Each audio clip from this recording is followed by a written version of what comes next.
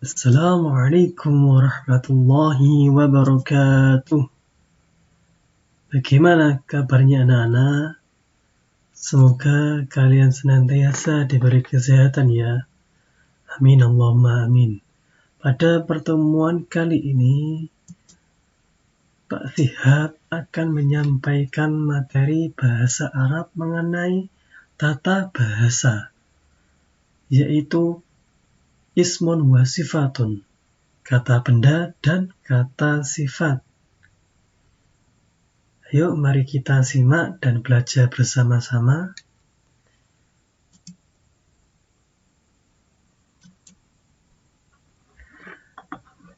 Ismun atau isim yaitu kata benda memiliki 3 bentuk, yakni mufrad atau tunggal, kemudian musanna atau berjumlah 2, dan jamak atau jam'un atau jamak. Saya ulangi lagi, isim itu kata benda, mempunyai 3 bentuk. Apa saja? Mufrad atau tunggal 1. Kemudian bentuk yang kedua yaitu musanna atau berjumlah 2. Kemudian bentuk yang ketiga yaitu jam'un atau jamak. Jamak itu lebih dari 2. Contohnya dalam ketiga bentuk isim berikut, yaitu untuk mufrad jismun. Jismun itu artinya apa? Badan atau anggota. Kemudian yang musanna atau yang berjumlah 2, jismani. Kalau jismun itu tunggal, bentuk tunggal. Kalau bentuk 2-nya atau berjumlah 2, jismani. Kemudian kalau jamak, ajsamun. Nah, untuk jamak ini kalian ini harus lihat di kamus bentuknya, soalnya tiap isim itu berbeda-beda bentuknya dalam bentuk jamak. Kalau yang musanna ini tandanya ada alif sama nun. Saya ulangi lagi, kalau musanna atau berjumlah 2 itu tandanya ada alif sama nun. Alif sama nun sama, atas sampai bawah sama kan. Nah, itu tandanya alif sama nun. Kemudian contoh yang kedua, yadun. Yadun ini bentuk mufrad atau tunggal. Kalau bentuk musannanya atau bentuk berjumlah 2 yaitu yadani. Kemudian bentuk jamak atau lebih dari 2 yaitu aidin. Kemudian contoh yang ketiga untuk mufrad yaitu rijlun. Rijlun yang artinya kaki. Kemudian bentuk musannanya atau berjumlah 2, rijalani. 2 kaki. Ada tandanya alif sama nun. Kemudian bentuk jamaknya arjulun. Arjulun. Itu bentuk jamak dari rijlun. Kemudian mufrad ainun. Ain artinya mata. Kemudian musannanya atau berjumlah 2, ainani. Artinya 2 mata. Kemudian bentuk jamaknya uyunun. Kemudian contoh yang kelima untuk mufrad yaitu udhunun. Udhun artinya apa? Telinga.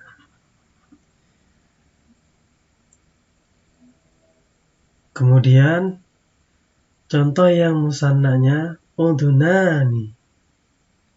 Kemudian jamannya adhanun. Jadi saya ulangi lagi, untuk jamak di sini kita lihat bentuknya di kamus. Jadi untuk jamak ini bentuknya tidak ada patokannya. Kalau musanna, nah ini tandanya, ini ada alif sama nun. Kemudian kalau mufrad, nah kita lihat juga di kamusnya.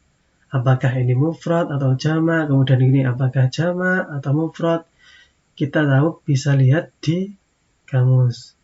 Kemudian kalau yang musanna, ini tandanya, nah ini rata-rata alif sama nun untuk musanna. Untuk mufrad sama jamak kita lihat di kamus. Maka dari itu kita sering-sering lihat di kamus. Selanjutnya,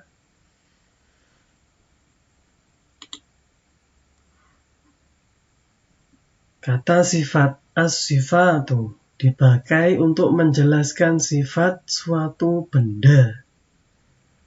Antara lain dengan pola kalimat al-isim isyarah. Apa sih al-isim isyarah itu? Isim isyarah itu kata tunjuk. Kayak hadza, hadhihi, dzalika, tilka, ini, itu namanya isim isyarah, kata tunjuk. Kemudian al-ism tadi apa? Kata benda. Kemudian as-sifat kata sifat. Saya ulangi lagi, isim isyarah itu apa? Isim isyarah itu adalah kata tunjuk. Seperti hadza, hadhihi, dzalika, tilka. Itu namanya isim isyarah. Kemudian isim itu kata benda. Kemudian selanjutnya as-sifat itu yaitu kata sifat. Langsung pada contoh. Hadzal maidanu wasi'un. Hadza di sini adalah isim isyarah. Artinya yaitu ini. Hadza itu artinya ini laki-laki. Itu isim isyarah. Kemudian al-maidanu ini adalah isim. Isim itu adalah kata benda. Kemudian wasi'un itu adalah sifat. Sifat dari apa? Sifat dari al-maidan. Al-maidan itu apa artinya? Al-maidan artinya adalah lapangan. Sifatnya lapangan itu apa? Nah itu wasi'un. Wasi'un artinya adalah luas. Jadi sesuai urutannya ya. Sesuai rumusnya tadi, isim isyarah, kemudian isim dan as-sifat. Hadza isim isyarah atau kata tunjuk. Al-maidanu adalah isim atau kata benda. Kemudian wasi'un yaitu kata sifat. Sifat dari al-maidan. Artinya apa? Kita artikan hadzal maidanu wasi'un, artinya yaitu lapangan ini luas. Lapangan ini luas. Kemudian contoh yang kedua. Hadhil ghurfatu dayyiqatun. Hadhihi itu artinya ini perempuan. Hadhihi isim isyarah. Kemudian al-ghurfatu adalah isim atau kata benda. Kemudian Dayyikotun adalah kata sifat atau as-sifat. Jadi urutannya kan sudah sesuai dengan rumusnya tadi. Kita artikan al-ghurfatu itu artinya apa? Ruang. Dayyikotun artinya sempit. Kita artikan keseluruhannya al-ghurfatu dari, kalau artikannya mulai dari di sini ya, dari tengah dulu. Jadi ruang ini sempit. Ruang ini sempit. Kemudian contoh yang ketiga. Dzalikal waladu solihun. Dzalika itu artinya itu laki-laki. Itu laki-laki. Dzalika itu isim isyarah atau kata tunjuk. Kemudian al-waladu artinya adalah anak laki-laki. Kemudian solihun itu adalah soleh atau saleh. Jadi al-waladu adalah isim, kemudian solihun adalah as-sifatu atau kata sifat. Kita artikan mulai dari tengah, anak itu soleh, anak laki-laki itu soleh. Al-waladu itu adalah anak laki-laki. Kemudian contoh yang keempat. Tilkal bintu solihatun.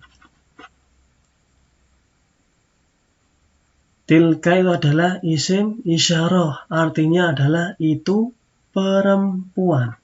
Kalau dzalika tadi artinya adalah itu laki-laki. Tilkal bintu, al-bintu adalah isim atau kata benda.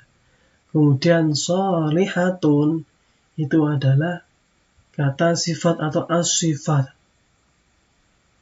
Jadi kalau diartikannya al-bintu, mulai dari al-bintu dulu, anak perempuan itu solehah.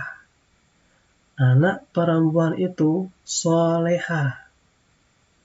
Jadi ada 4 contoh mengenai kata sifat dengan pola kalimat atau rumus al-isim isyarah, kata petunjuk, kemudian isim, kata benda, kemudian as-sifat atau kata sifat. Nah, yang kalian catat yaitu di sini hadza, di sini kan ini laki-laki. Al-maidanu itu kan isim tanpa tak marbutoh. Jadi kalau tanpa tak marbutoh berarti itu adalah laki-laki.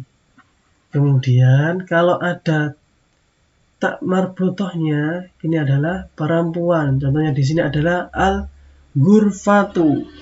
Ini adalah perempuan, menunjukkan perempuan isinya. Hadhi ini perempuan. Jadi sesuai. Ini perempuan, al-ghurfatu. Di sini kan ada tak marbutohnya, berarti menunjukkan perempuan. Kemudian dzalikal waladu, anak laki-laki. Dzalika itu laki-laki kan berarti sama. Itunya laki-laki, al-waladu itu laki-laki, isimnya adalah laki-laki tanpa tak marbutoh, itu isimnya. Kemudian yang keempat, yang keempat ini tilka itu kan perempuan. Kalau al-bintu ini kan nggak ada tak marbutohnya atau tak bulat itulah. Nah, tak bulat. Nah, tapi kenapa kok di sini perempuan pakai tilka nggak pakai dzalika? Karena al-bintu artinya adalah anak perempuan. Nah, jadi Yang pertama, kita lihat tak marbutohnya ada atau tidaknya. Kalau ada tak marbutoh, itu berarti menunjukkan perempuan. Kalau nggak ada tak marbutohnya, itu menunjukkan laki-laki. Kemudian sambil dilihat artinya juga. Contohnya al-bintu. Al-bintu kan tidak ada tak marbutohnya. Maka dari itu kita lihat kamus itu artinya apa sih al-bintu? Ternyata anak perempuan. Jadi pakai tilka. Nggak pakai zalika. Gitu ya. Jadi kalau kurang paham bisa ditanyakan ke Pak Sihab. Sekian dari saya, kurang lebihnya mohon maaf. Wassalamualaikum warahmatullahi wabarakatuh.